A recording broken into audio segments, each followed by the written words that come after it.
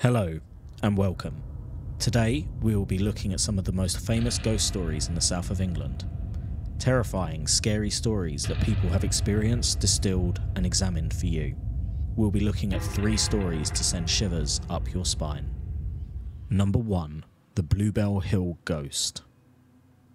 Nestled between Rochester and Maidstone in Kent, Bluebell Hill is a chalk hill with a main road running down it.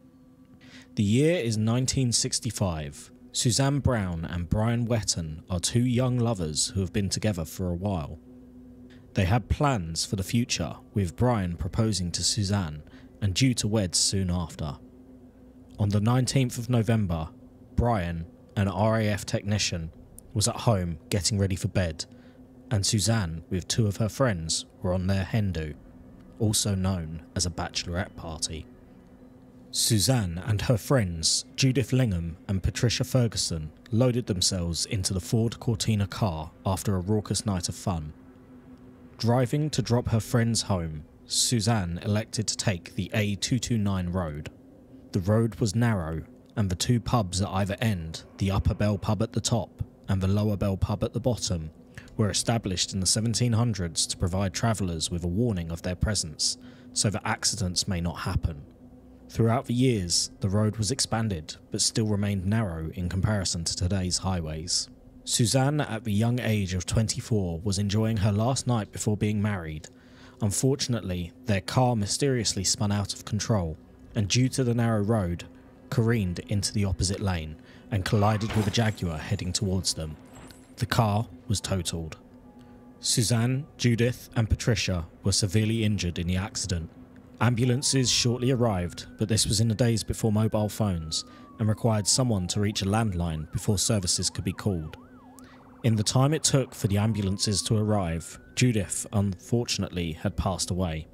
Patricia and Suzanne were clinging to life and transported to Maidstone Hospital.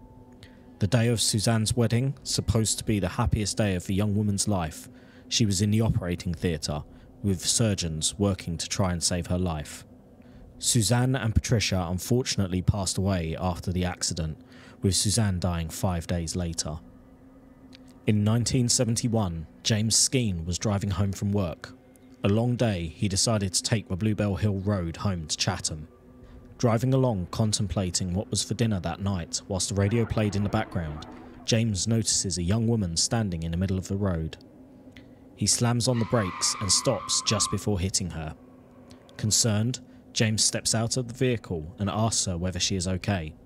The young woman asks James for a lift home. James, concerned for her safety, obliges. The young woman steps into his car and they head towards Chatham.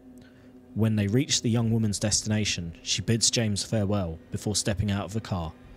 James follows her with his eyes, concerned and fearful of the entire encounter, and watches as she disappears into thin air.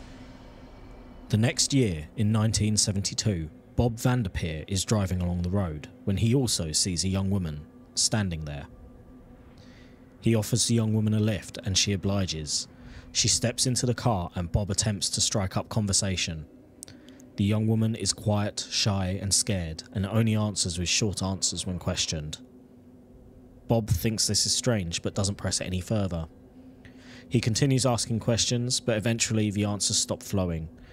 He turns round to ask her if she is okay and his heart skips a beat. The woman has disappeared from his moving vehicle. This is an all too familiar story along the Bluebell Hill Road. The Phantom Hitchhiker is one of the most well-known stories in the United Kingdom.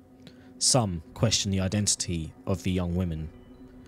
Is it Judith, who tragically passed away at the scene of the initial crash? Or could this be Suzanne, the young woman ripped away before her wedding? Many other stories along the old Bluebell Hill Road have been reported, ranging from drivers picking up phantom women to young women staring into the eyes of drivers as they travel down the road before stepping in front of the travelling vehicles without time for the drivers to stop. One thing is for sure though. There have been many scary occurrences along that road following the tragic deaths of those 3 young women. Number 2. The Ancient Ram Inn. The sleepy village of Wootton-under-Edge sits about 40 minutes from Bristol, England. First settled in the year 940 AD as a gift from King Edmund I, The town has existed in one form or another for over 1,000 years. Nestled in the heart of the village lies an unassuming house that dates back to the 12th century, made of timber and brick.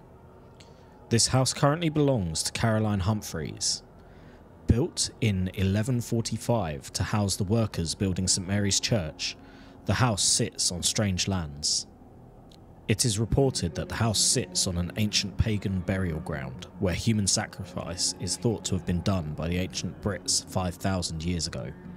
Following the completion of the church, the workers moved out and a vicar moved in.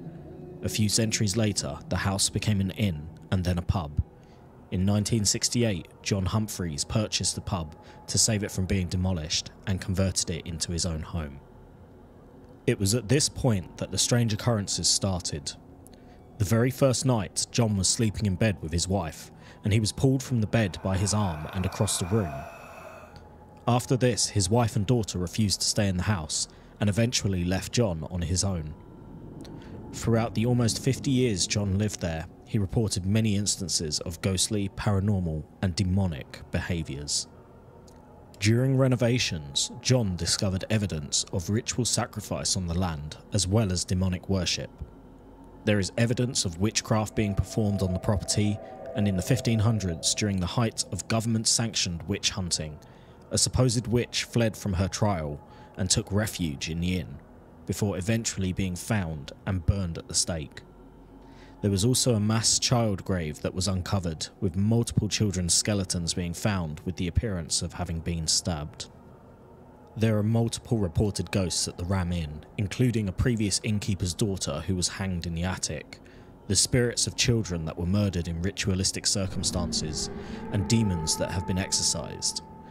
Additionally, in the bishop's room, the main sleeping quarters of the house, there are reports of ghostly apparitions, monks, and evil spirits that interact with patrons and sleepers.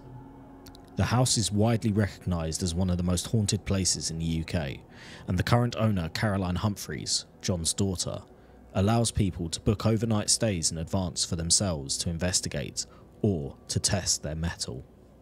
Number 3. Pluckley Village. For this last story, we begin in a traditional British pub. You sit there nursing your pint of ale, chatting to the regulars and the bar staff, and you finish your pint and ask for another. The bar staff tell you that the total will be £3.49, so you reach for your wallet or purse from your pocket or bag.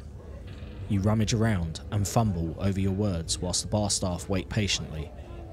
You cannot find it, and you sheepishly turn to the staff and apologise. They laugh and hand you your ale and say not to worry, they see this all too often. That is the story of the Black Horse in Pluckley. Pluckley is a small village near Ashford in Kent, and in 1989 the Guinness Book of World Records recognised this village as the most haunted in England. With between 12 to 14 ghosts depending on who you ask, Pluckley sees many amateur ghost hunters flock there to examine the folklore and tales of this small village. In the pub, there are reports of multiple mischievous ghosts that will take people's belongings and hide them, as well as moving articles of clothing and drinks away from their owners and causing glasses to smash. But that is not the only haunted location in the village. The pub sits next to the old church and graveyard, which is also reportedly haunted by two ghosts. The Red Lady and White Lady are supposedly found in the graveyard and the church. The Red Lady is the name given to the ghost of Lady Deering, who was buried in a lead coffin in the cemetery. She is sighted searching for the grave of her stillborn baby, wailing into the darkness due to her sorrow. The White Lady is another lady of the Deering family who was buried in the church graveyard, estimated to be from the 12th century. Her ancestral home, the manor of Surrendon Deering, next to the church and graveyard, was host to a US embassy during the First and Second World Wars, where ambassadors have also reported seeing her. On one Christmas Eve, Walter Winans, staying at the manor, was walking around the house in the dark with his rifle when he saw an apparition. He raised the hunting rifle he was walking with and took a shot, but it passed straight through her and embedded itself in the wall, while he watched her pass through the panel wall connecting the house to one of the tunnels to access the church. There are many other haunted locations in the village, but by far the creepiest is Deering Woods, known to the locals as the Screaming Woods due to the ghostly wails heard deep in the forest. A radio dead spot, there are many examples of hunters going through with equipment and finding positive results on EMF and spirit boxes. I have personally been to Pluckley to investigate and can vouch for the scariness and creepiness of Pluckley Village. During my own investigation, I snapped a picture in the graveyard and captures what appears to be a woman in the corner of one of my pictures, which was taken after hearing a rustling in the bushes. Following this, we travelled over to the woods where I attempted to contact the spirits and asked them to turn off my torch that I had placed on the ground, and took pictures of the area when I felt cold spots forming. I managed to get a picture of a lens flare that occurred behind the torch, which I cannot explain, and I welcome any of you to give me an explanation for this. Do you have any experience hunting ghosts?